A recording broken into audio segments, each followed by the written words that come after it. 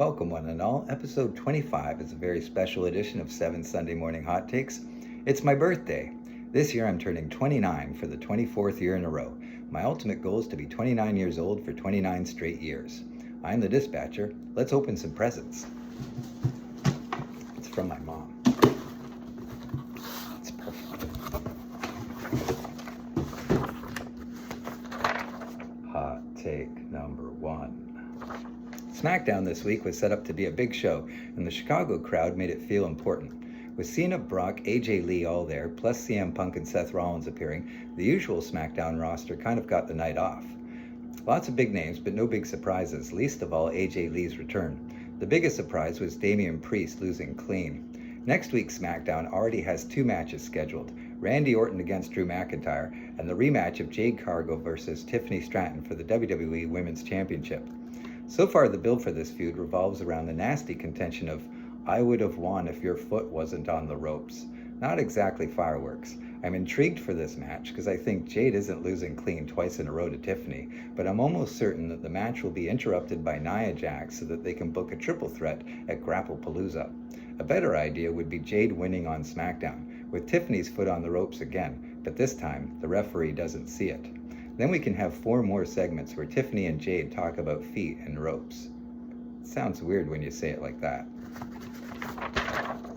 Hot take number 2. What is the plan for possibly the biggest star in the women's roster, Rhea Ripley, and how do they get her to Perth and into a title match? Perhaps she just automatically gets a shot at whoever wins between Io and Vakur at Grapplepalooza, but maybe they're setting up for an Io and Rhea tag match against the Kabuki Warriors for the tag titles. I think the second option would be a great match in any other situation, but in Perth, that would be a huge letdown. Rhea needs to be in the main event at Crown Jewel, and in all fairness, it should be against Io. Hot take number 3. Sorry, hang on a second, sorry. Hello? Hey, how are you? Yeah? Okay. I just talked to Bailey. She sounded great. She said some weird things. She'll be back soon.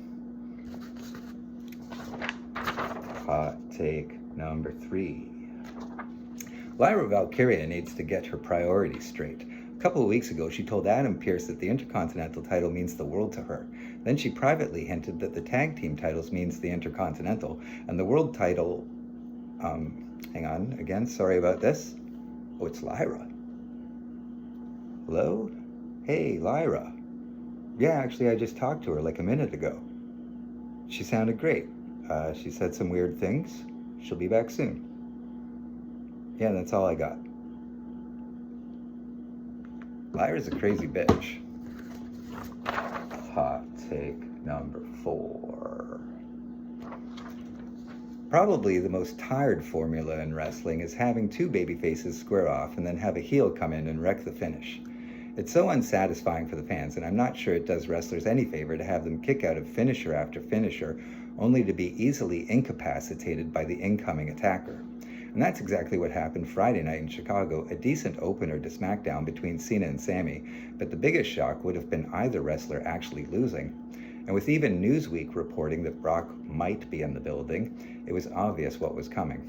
The most satisfying aspect for me was that Brock had his cool hat with him, and after destroying his sorry victims and surveying the damage, he hopped out of the ring, and again, the very first thing he did was pick up his cool hat and put it back on his head.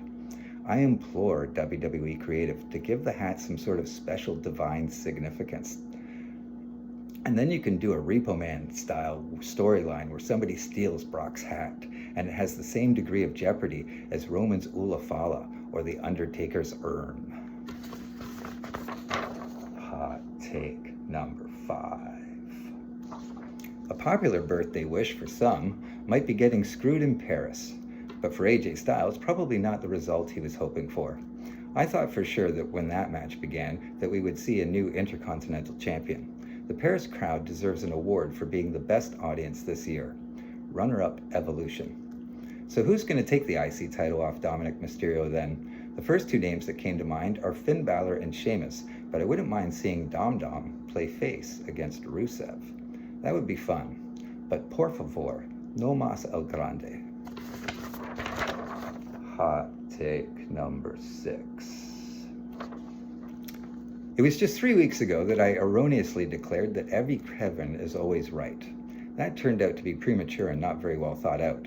Have you heard of this guy Kevin Nash? I'll be honest, I'm barely aware of him. I think he invented the finishing move finger poke of doom, and generations from now, that's what he'll be famous for. So he commands about as much respect from me as Doink the Clown. Did you hear what he said about Nikki Bella? Her run's over, grasping at desperation. The business has passed her by. Wow, that's really harsh, right? Except he wasn't talking about Nikki, he was talking about Becky Lynch. What the hell? I think it's really weird. There's 2 people in that match. One is a washed-up relic from a lamentable era, and the other is the focal point of the women's division since Naomi's absence. And the one you pick on is the only one getting any kind of reaction and not covered in years of ring rust? My theory is that Nash doesn't really watch wrestling much these days, but was prompted to say this as a form of preemptive deflection. Really, the conversation we should be having is about how lackluster Nikki Bella has been, but instead we're still talking about Becky Lynch. But then Nikki went and stood in front of the protective smokescreen by taking a pointless shot at Wade Barrett of all people. The juxtaposition between the excitement surrounding AJ Lee and the crickets chirping around Nikki Bella is awkward to the point of being uncomfortable. Hot take number 7. Naomi is the strong early contender for Female Performer of the Year, but there is one and only one dark horse making a late challenge for the top spot.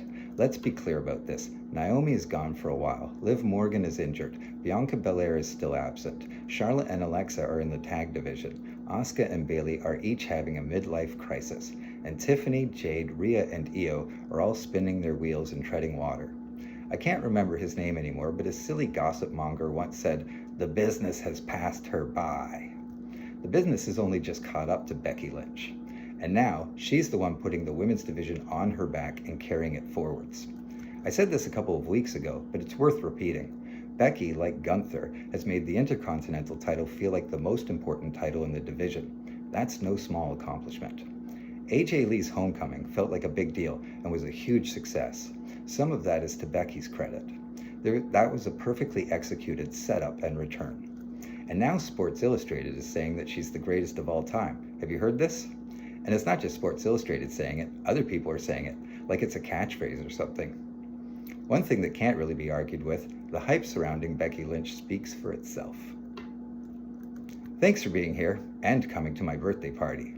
If you want to give me a present on the way out, hit the like button or just watch another one of my videos. Do you like Andor? There's a cool Andor video. If today is your birthday, that's awesome. You share the same birthday with female wrestling legend Molly Holly. And me.